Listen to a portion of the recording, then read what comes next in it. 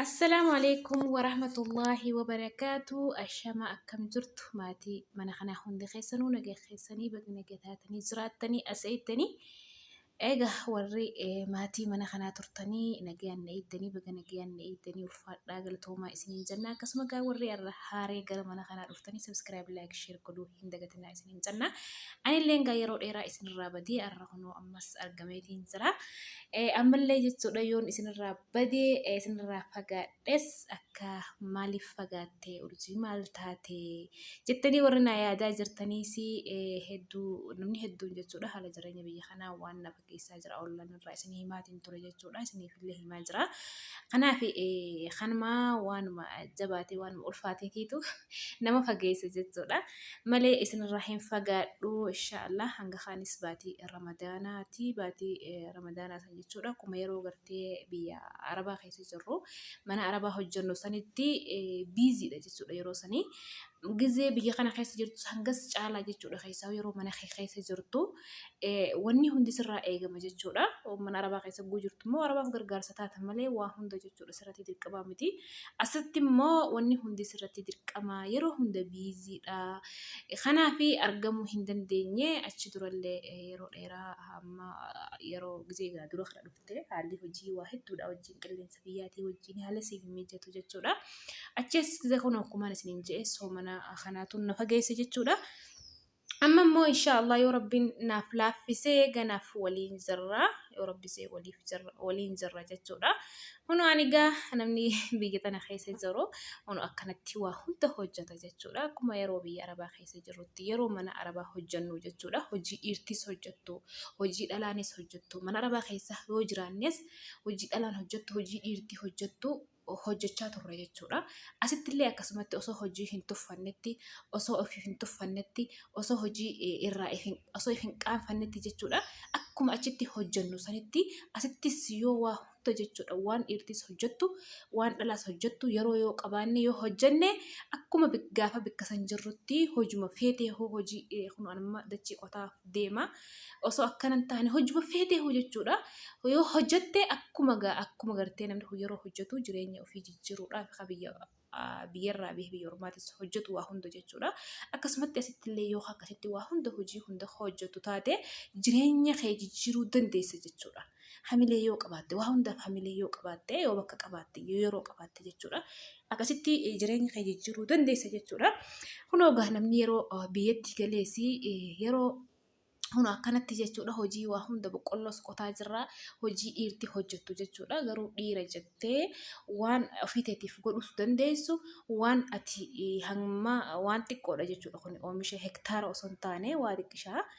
Kanammoo gaa ofiitiyyaaf jechuudha boqqolloo kana lafti tun lafa hedduu bareedduu miti lafa oomishaaf taatu miti lafa manuma irratti ijaaran jechuudha lafa bareedduu miti jechuudha. Lafti karaa olii kanatti kun boqqolloon bareeddee jirti jechuudha. Kun maaliif kushiinaa bira bakka bishaan gartee ammatti itti gannan naqamu jechuudha.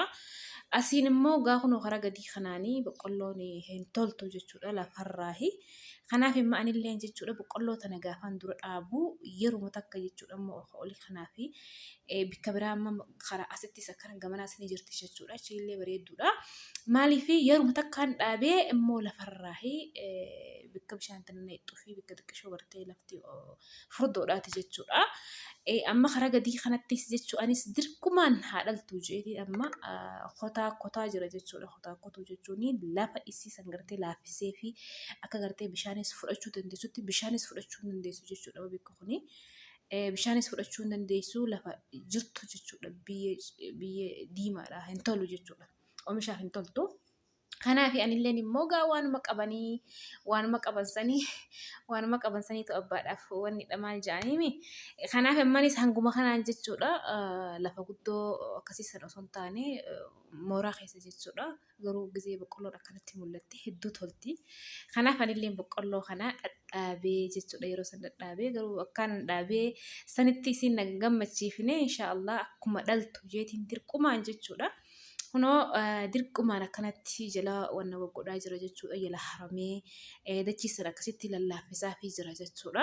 hagaay miti boqqolloon gaa namni oomisha beeku namni keessaa hoo baadiyyaadha hedduu ni beeka jechuudha ijoolleen qotee bulaadha ni beekti oomishni maalii akkamitti oomishama akkamitti akkamii ni beektan jechuudha hedduun keessanii garuu yeroo hagaay jechuudha boqqolloon gisee akkanatti lafaa kaatee gurguddatti hagaay godhan hagaay jechuun jalatti biyyee ol qabdee lafa san jalatti akkasitti tottolchite jechuudha. Amma akkas godhaan jiru lallaafisaa fitiin jira jechuudha. Hagaay isin silaa geessee jirti.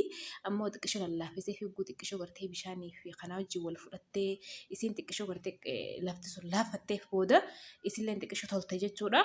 Hagaay san godha jechuudha. Amma lafa akka bikka gubanii waa gubanii dikee jechuudha. Bikka waatti haran qushaashatti haranii qushaashii san guban irraa bikka akkasii sana jechuudha lafa lallaaftu dhukkee biyyee maal jaaniin waan akka daaraati osoo hin taane dikee jechuudha.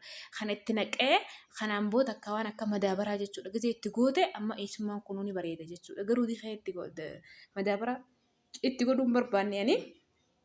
Akkanumatti kotaakkotee jechuudha inshaallah ni dhalti jeetiin abdii qaba. Akkanumatti kotaakkotee jala haramee jechuudha. Akka isiin gaalafaatitti jetana karatti narraa nafnee bikka gahu godha jeetiin itti jira jechuudha. Kun haala kanaanii akkanatti oomishaa jirraa jechuudha. Gaa biyya keessatti waa hunda hojjettaa midhaan oomishta kun akkanatti akka hammaan itti jiru kanatti midhaanis qotuu dandeessaa waan barbaadde godhuu dandeessa jechuudha. Kanaaf ga'anis kunoo hojii biyyaa hojii akkanaa kanattiin jira.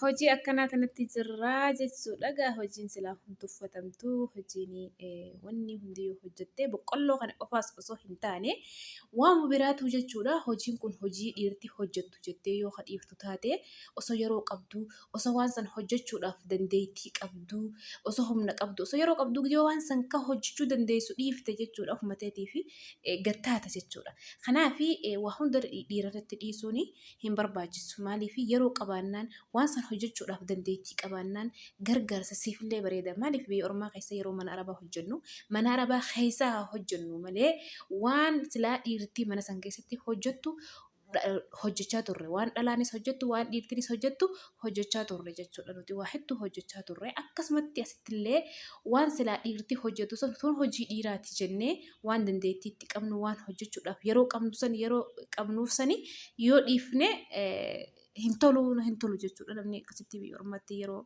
hunda yeroo dheeraa akkasitti mana waan adda addaa hojjechaa ture ni hojjeta asitti hojii tuffatamuu hin qabdu. Yoo akkasitti waa hunda hojjennu taane akkuma gartee namni tokko yeroo hojjetu waan bikka guddaan gahaa jireenya kiyya jijjiiree bikka guddaa gahaa jeeqa hojjetuuf jechuudha. Kan biyya irraas bahuu fi akkasumatti as keessatti illee jechuudha. Hojiin tun hojii dhiiraati. Hojii tan ammoo yoon hojjedhe hojii irraa qaanfattu jechuudha.